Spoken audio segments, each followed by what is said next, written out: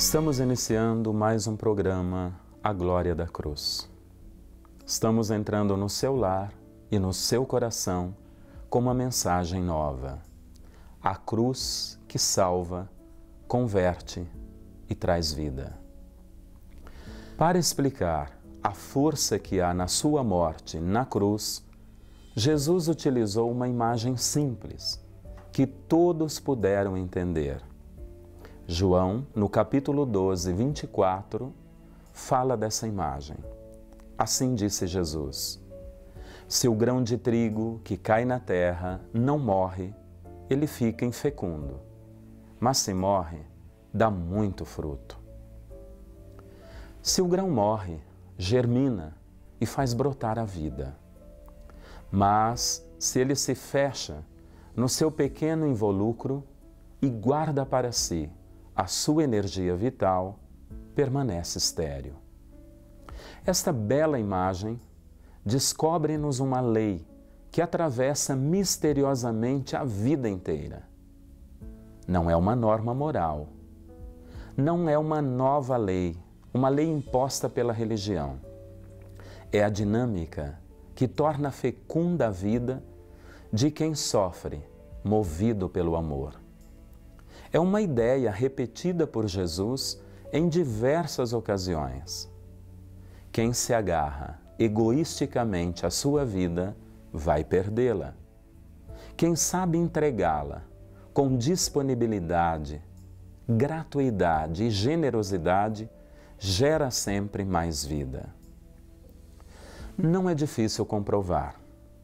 Quem vive exclusivamente para o seu bem-estar, para o seu dinheiro, o seu êxito, a sua segurança, acaba vivendo uma vida medíocre e estéril. A sua passagem por este mundo não faz a vida mais humana.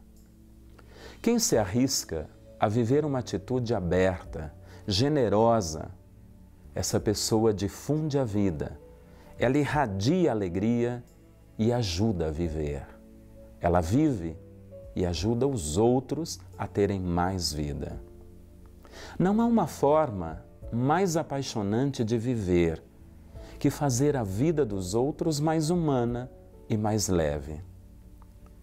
Como poderemos seguir Jesus se não nos sentimos atraídos pelo seu estilo de vida? O ser humano, ele tem tendência ao apego a coisas, a pessoas. As carências e as necessidades existenciais, elas são muitas nos seres humanos.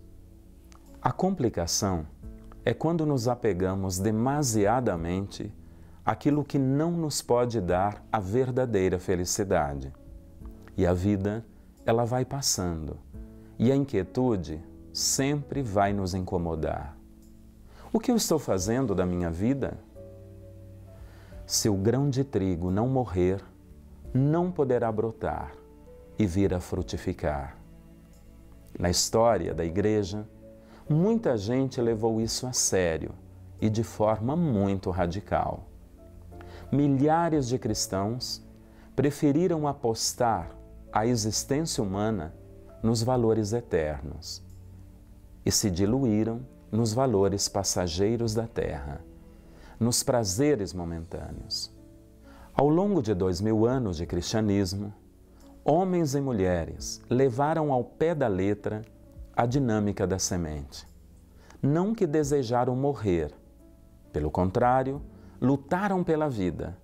E se morreram, é porque, como Jesus, abraçaram uma causa mais forte, a causa do amor até o fim. Eu estou falando dos mártires cristãos, os seguidores de Jesus que sofreram perseguições dos poderes civis e até religiosos, a começar pelos apóstolos. Foram açoitados e mortos por causa de Cristo. Estevão, o diácono, antecedeu aos apóstolos e morreu no ano 34 depois de Cristo. Milhares de crianças, jovens, mulheres e idosos, famílias, papas, bispos, sacerdotes, pessoas consagradas, leigos, derramaram o seu sangue para que a fé e os valores do reino chegassem até nós. Assim, a história da Igreja mostra com clareza que em todos os lugares do mundo, onde a semente do Evangelho foi lançada, ela teve de ser regada com o sangue dos mártires. Jesus já tinha avisado: se o mundo vos odeia, sabei que me odiou a mim antes que a vós. O servo, ele não é maior que o seu senhor. Se me perseguiram, também vos hão de perseguir. É o que aparece no Evangelho de João, capítulo 18, versículo 20. O escritor cristão do século II, Tertuliano, escreveu para o imperador sanguinário Marco Aurélio que não adiantava matar mais cristãos, porque o sangue dos mártires era a semente de novos cristãos. Ao longo da história, esse sangue foi derramado abundantemente em muitos países e em todos os continentes. Quantos mártires nós já tivemos também na nossa América Latina e muitos aqui no Brasil. O Papa São João Paulo II disse com dados verídicos que o século XX, sozinho, ele fez mais mártires do que toda a história anterior da Igreja. As últimas estatísticas mostram que cerca de 11 cristãos morrem todos os dias no mundo. 322 cristãos são mortos por mês. Em 2009, o representante do Vaticano na ONU, o arcebispo Celestino Migliore, dizia que a religião cristã é a mais perseguida no mundo. O mártir, ele não se faz pela dor ou simplesmente pela morte, mas pela causa que ele defende. Ele não escolheu a morte, mas escolheu a vida. E por causa da sua fidelidade, o mártir acolhe a morte como consequência. Por isso, Jesus é o mártir dos mártires, porque defende a causa, a grande causa, que é a vida da humanidade. O mártir é um outro Cristo, porque o martírio é considerado obra suprema de amor. Ninguém tem maior amor do que aquele que dá vida pela pessoa amada. Se no começo da Igreja o martírio era por causa da fé em Jesus Cristo, ao longo da história da Igreja, a causa da justiça também se tornou a razão principal do martírio, ou seja, a causa do reino. O termo mártir vem do grego mártis, que significa testemunha.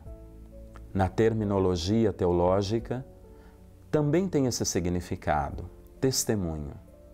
A pessoa que dá testemunho de Cristo e de sua doutrina com o sacrifício da vida, este é o mártir. O culto dos mártires dá início ao culto dos santos na Igreja. E com o passar dos anos, as pessoas foram assimilando ao martírio vermelho, ou seja, de derramamento de sangue, também o chamado martírio branco. Homens e mulheres que sacrificaram suas vidas por causa de Cristo e seu Evangelho, embora não tenham derramado sangue. Exemplo, Agostinho, Ambrósio e milhares de santos e de santas em toda a história do cristianismo.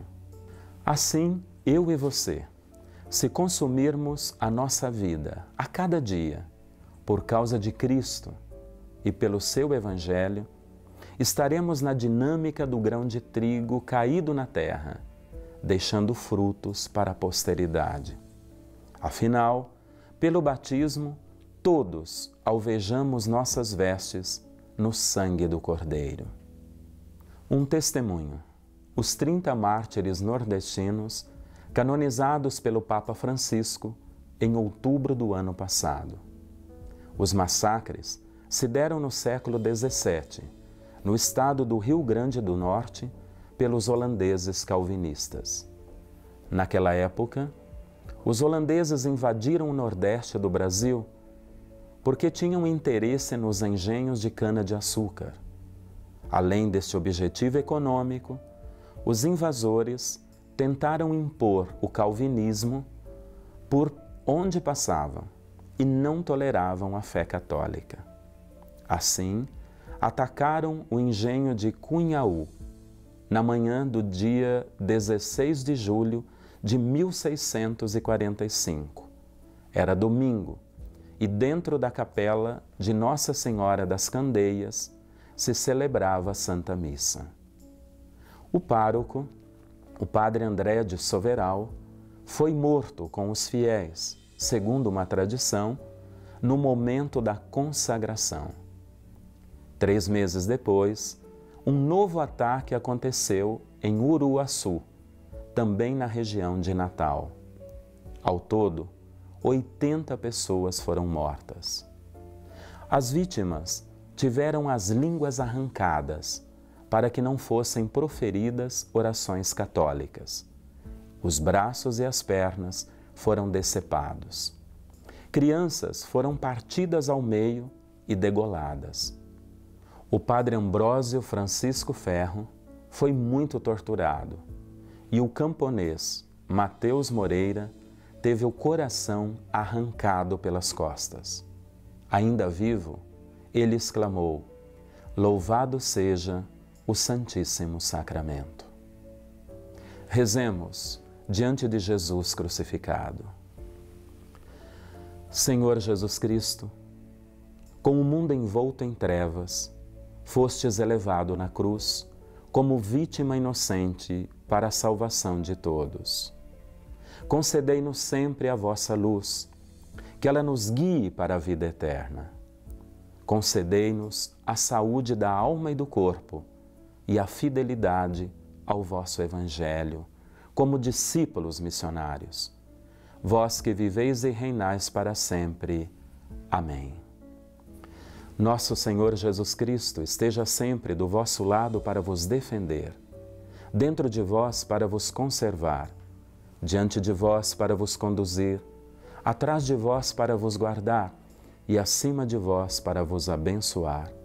Ele que vive e reina com o Pai, na unidade do Espírito Santo. Amém. Abençoe-vos o Deus Todo-Poderoso, Pai e Filho e Espírito Santo. Amém.